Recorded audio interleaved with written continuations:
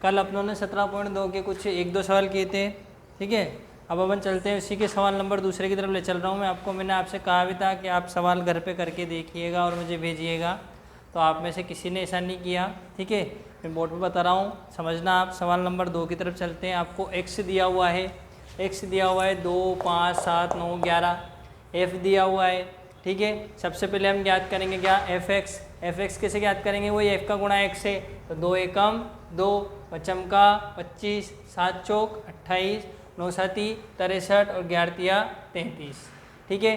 फिर sigma apex निकाल लेंगे। सिग्मा एपेक्स का मतलब एपेक्स में जितने भी फिगर है उन सबको जोड़ देंगे, तो अपनों ने सबको जोड़ा तो कितना है 151। इसी तरह से इधर भी सबको जोड़ देंगे। सिग्मा एफ में 5 और 1 6 4 10 और 7 17 और 3 20, तो सिग्मा एफ एक्स और ये सिग्मा एफ एक्स बार बराबर होता है सिग्मा एफ एक्स बटा sigma F. Sigma F x की जगह सिग्मा एफ एक्स का मान रख दिया कितना 151 और सिग्मा एफ की जगह सिग्मा एफ का मान रख दिया 20। दोनों को काटा तो आंसर क्या आया 7.55।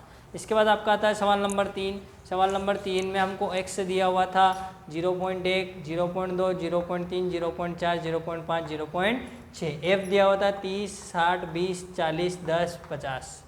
जब गुणा करा एफ एक्स तो 30 का गुणा इससे करा तो आया 3.0, क्लियर है। फिर 60 का गुणा इससे करा तो आया 12.0, फिर 3 का इससे करा तो 6.0, 16.0, 5.0 और 30.0। वही सिग्मा एफ एक्स निकाल लिया। सिग्मा एफ एक्स के लिए सबका टोटल कर लिया, ये आ गया सिग्मा एफ एक्स। इसी तरह से सिग्मा एफ निकाल लिया तो सिग्मा एफ का टोटल कर लिया। सिग्मा एफ से आया 72.0, तो 0.0 से हमें कोई मतलब है ही नहीं।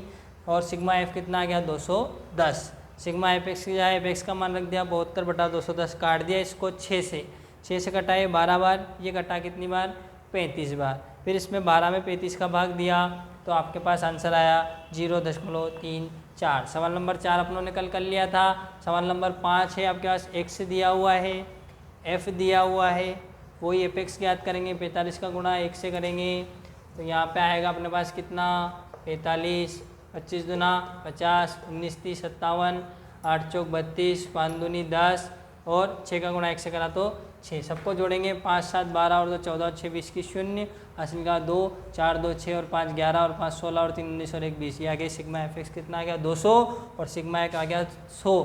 तो वही एक्स बार बराबर सिग्मा एफ एक्स बटा सिग्मा एफ 200 बटा 100 था। ये आपके पास सवाल नंबर 5। अब चलते हैं सवाल नंबर 6 की तरफ। इसके बाद अपने पास सवाल नंबर 6 था। एक्स दिया हुआ था 20, 21, 22, 23, 24, 25, 26, 27, 28। एफ दिया हुआ था 1 2 6 7 4 2 3 2 3। सबसे पहले एफ एक्स याद करेंगे तो एफ का गुणा एक्स से करेंगे 20 एकम 20, 21 दूना 42, 22 छंग 132, 23 साते 161, 24 चक 96, 25 दूना 50, 26 ती 78, 27 दूना 54, 28 ती 84। वही सिग्मा एफ एक्स ज्ञात कर लिया। सिग्मा एफ एक्स आ गया 717 और फिर सिग्मा एफ ज्ञात कर लिया तो आ गया 30। एक्स बार बराबर सिग्मा एफ एक्स बटा सिग्मा एफ बराबर 23.9। अगला सवाल 7वां सवाल बहुत अच्छा है, ध्यान से समझना।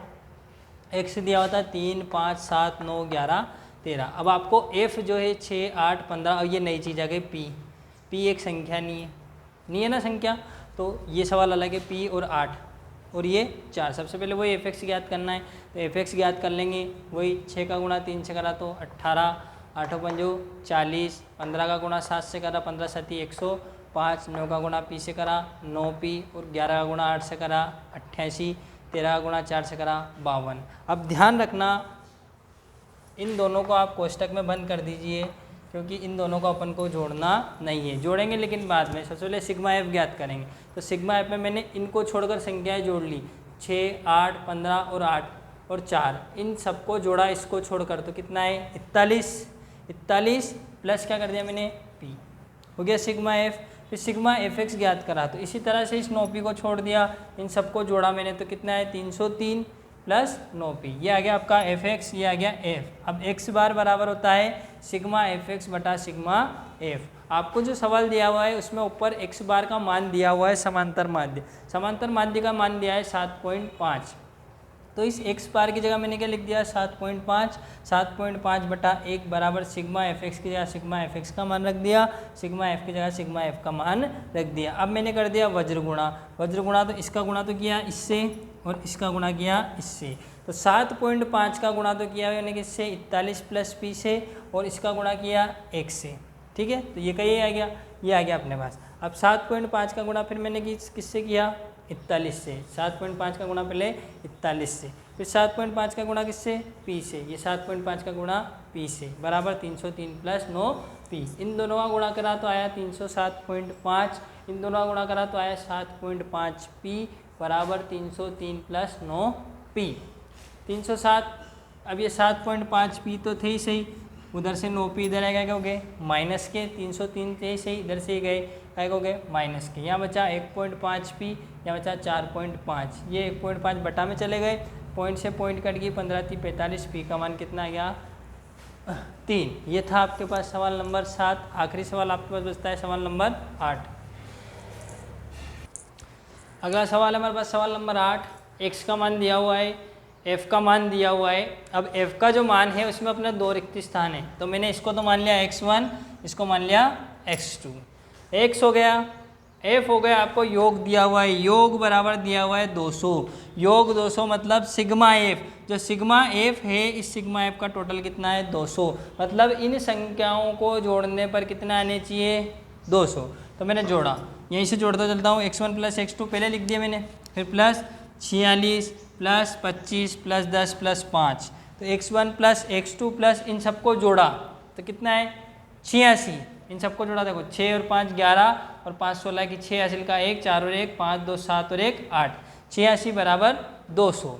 फिर x1 प्लस x2 ऐसा कैसा इस 86 को उधर ले गया, तो x1 प्लस x2 बराबर कितना आ गया 114, ये आ गया आपके पास समीकरण नंबर 1, ये हो गया अपने पास। अब अपन f(x) ज्ञात करेंगे, 0 का गुणा 46 से करा तो 0, 1 का गुणा x1 से करा तो x1, 2 का गुणा x2 से करा 2x2, 25 × 75, 10 चौक 40, 5 का 25। सिग्मा f का मान 200 हमको दिया हुआ है, पहले से ही दिया हुआ है। सिग्मा f(x) ज्ञात कर लिया तो इन दोनों को हम नहीं जोड़ेंगे, आपको पता है क्यों नहीं जोड़ेंगे, क्योंकि ये दोनों क्या है चर राशि, तो इनको पहले लिख दिया x1 प्लस x2, अब बाकी सबको जोड़ दिया, कितना आ गया 140, ये आ गया सिग्मा f(x), ये आ गया सिग्मा f।